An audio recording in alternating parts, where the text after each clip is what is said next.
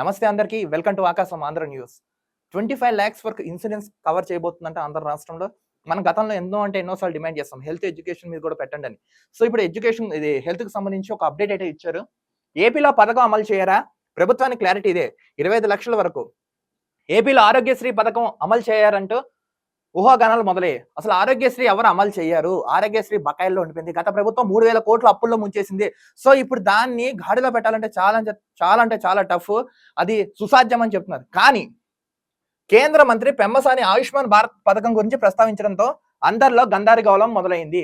Already central government Ayushman Bharat అని ఒక scheme implement చేస్తుంది 60-40 రేషియోలో. గత ప్రభుత్వం అది ఇంప్లిమెంట్ చేయలేదు కాబట్టి అది కొన్ని రాష్ట్రాలకు రాలేదు. సో మొన్న కేంద్ర మంత్రి పెమ్మసాని చంద్రశేఖర్ ఈ ప్రస్తావించారు. సో గందరగోళం అనేది మొదలైంది. ఈ క్రమంలో ప్రభుత్వాన్ని AP Congress chief YS Sharmila ప్రశ్నించారు. ఆరోగ్యశ్రీపై వెంటనే క్లారిటీ ఇవ్వాలని డిమాండ్ చేశారు. ఈ క్రమంలో ఏపీ ఫ్యాక్ట్ చెక్ టీం స్పందించి ఆరోగ్యశ్రీపై క్లారిటీ ఇచ్చింది. సో ఆరోగ్యశ్రీ గురించి క్లారిటీ చేసిందంట. అంటే ఇప్పుడు దానికి పేరు పెట్టబోతున్నారు. ఏంటి? డాక్టర్ ఎన్టీఆర్ వైద్య స్కీమ్ అని ఒక పేరు పెట్టబోతున్నారంటే ఏపీలో. ఈ వ్యాఖ్యలతో కొంత గందరగోళం ఏర్పడింది. ఆరోగ్యశ్రీని అమలు చేయరా అంటూ అనుమానాలు వ్యక్తం చేశారు. రాష్ట్రంలో ఈ పథకాన్ని అమలు చేస్తారు లేదంటూ ఎక్స్ వేదికగా ప్రశ్నించారు. వెంటనే ప్రభుత్వం స్పష్టత ఇవ్వాలని కోరారు. ఎవరు? ఇప్పుడు ఈ ప్రతిపక్షాలు. ఆరోగ్యశ్రీ అమలుపై కేంద్ర మంత్రి పెమ్మసాని చంద్రశేఖర్ చేసిన వ్యాఖ్యలు అనుమానాలు కలుగుతున్నాయి. ఆయుష్మాన్ పథకం ఇక్కడ అమలు చేయాలనుకుంటున్నారా? ఆరోగ్యశ్రీ నిలిపివేసే యోచన మీ కూటమి సర్కార్ చేస్తుందా? అందుకే ఈ పథకాన్ని నిధులు ఇవ్వకుండా నిర్వహణ చేస్తున్నారా? పెండింగ్ లో ఉన్న బకాయిల చెల్లింపులు ఎందుకు చెల్లించట్లేదని షర్మిల ప్రశ్నించారు. ఓకే, మీరు అడిగారు, బాగానే ఉంది. గతంలో మీ గత ప్రభుత్వంలో ఏ రోజైనా ప్రశ్నించారా? 3,000 కోట్లు బకాయిలు పెట్టారు. ఎప్పుడైనా ఏ రోజైనా వైఎస్ షర్మిల గారు గత ప్రభుత్వం గురించి ఎందుకు స్పందించలేదు? ఇప్పుడు వీళ్ళు కేంద్రంతో చర్చలు చేస్తున్నారంట 25 లక్షల వరకు ఇన్సూరెన్స్ ఇద్దామని. సో వాళ్ళు ఆ పనిలో ఉన్నారంట. ఎందుకు ఇంత ఆత్రం మీకు నాకు అర్థం కావట్లేదు ప్రతిపక్షాలకి. ఇదిగోండి, గత వైసీపీ ప్రభుత్వంలో 1,600 కోట్ల బకాయిలు పెండింగ్ లో పెడితే ఆసుపత్రి కేసులు తీసుకోవడమే మానేశాయి. 1,600 కోట్లు బకాయిలు పెట్టారు. సో హాస్పిటల్లో కేసులు తీసుకోవడం మానేసంటే పక్క నిర్వీణం అయిపోయింది. దీనికి ముఖ్యమంత్రి చంద్రబాబు, డిప్యూటీ సీఎం పవన్ కళ్యాణ్ వెంటనే సమాధానం చెప్పాలి.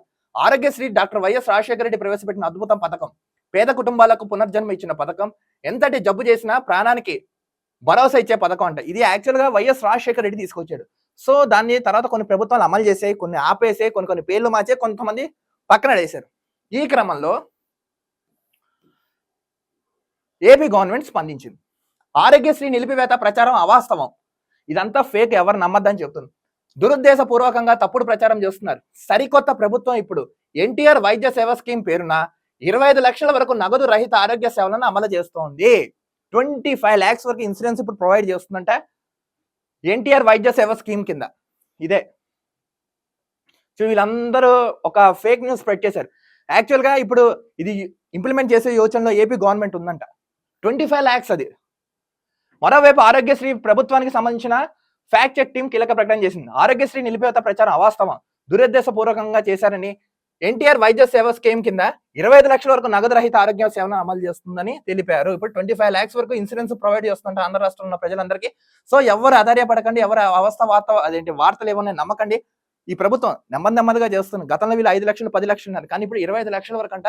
ఇది మొత్తం ఏపీలో ఉన్న నెట్వర్క్ హాస్పిటల్స్ అనేది ఇంప్లిమెంట్ విధంగా రాష్ట్ర ప్రభుత్వం చర్యలు తీసుకుంటుందంట. ప్రతిపక్షాలు ఏదో విమర్శిస్తాయి, బట్ వాస్తవం జనాల్లోకి చెప్పండి. ఈయన యాక్చువల్ గా ఆయుష్మాన్ భారత్ కూడా ఉందని చెప్పారు, బట్ ఈయన ఫేక్ గా స్ప్రెడ్ చేశారు. కానీ ఇప్పుడు యాక్చువల్ గా గవర్నమెంట్ స్పందించి ఏం చెప్పింది? 25 lakhs వరకు ఇవ్వాలని ఇప్పుడు వీళ్ళు డిసైడ్ అయ్యారంట. సో అందుకే సోషల్ మీడియాలో మనకి నిజాలు తెలుస్తాయి, వాస్తవాలు తెలుస్తాయి, అబద్ధాలు కూడా తెలుస్తాయి. ఏదేంటో చర్చించుకుని ఎవరైతే ఆధారపడకండి. ఇది ప్రజాప్రభుత్వం, కూటమి ప్రభుత్వం. మీకు పక్క న్యాయం అయితే చేస్తుంది. సో వైద్యం చేశారు, నెక్స్ట్ విద్యను కూడా కొంచెం చాలా దోపిడీ జరుగుతుంది. దాని మీద కూడా ఒకసారి ఫోకస్ చేయండి. ముఖ్యంగా పవన్ కళ్యాణ్ గారు మీకే చెప్తున్నాను, ఎడ్యుకేషన్ మీద భయంకరంగా స్కామ్ జరుగుతున్నాం. ఒకసారి అన్ని డిపార్ట్మెంట్స్ చర్చించి దాని మీద కూడా చర్యలు తీసుకోండి. దీంతో పాటు ఇది కూడా ఇంప్లిమెంట్ చేశారు కదా, త్వరితగతిన యాజ్ సూన్ యాజ్ పాసిబుల్ వెంటనే అమలు దిశగా ఈ ప్రభుత్వం చేయవలసిందిగా రిక్వెస్ట్ చేస్తాం. మీకు కూడా చూస్తున్నానండి ఆకాశం Andhra news. This is Dilip signing off.